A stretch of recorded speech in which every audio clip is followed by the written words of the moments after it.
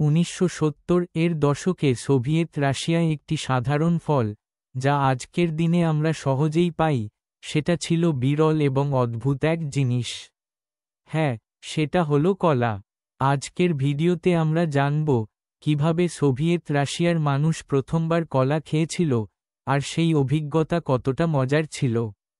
Soviet ইউনিয়নে আমদানি এবং পণ্যের ঘাটতি ছিল প্রচলিত সমস্যা। ফলমূলের মধ্যে কলা ছিল একটা বিশেষ দামি এবং বিরল ফল। মূলত উষ্ণদেশ থেকে আমদানি হতো, কিন্তু খুবই কম।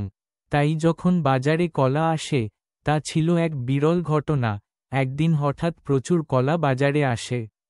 মানুষ লাইন দিয়ে দাঁড়ায়, সবাই খুবই উত্তেজিত। অনেকের জন্য এটা ছিল প্রথমবার কলা দেখার এবং খাওয়ার অভিজ্ঞতা। তারা কলার সাথে অপরিচিত, তাই অনেকেই খোসা না ছাড়িয়ে কলার ওপর কামড় দিয়ে ফেলেছে, যা দেখে সবাই অবাক হয়ে গিয়েছিল। অনেকেই কলা খাওয়ার নিয়ম বুঝতে পারেনি। কেউ বলেছে, এটা কি নতুন ধরনের আপেল? কেউ আবার বলেছে, এত মিষ্টি ফল আগে দেখিনি। এই সব গল্প তখনকার মানুষের মুখে মুখে ঘুরে বেরিয়েছিল।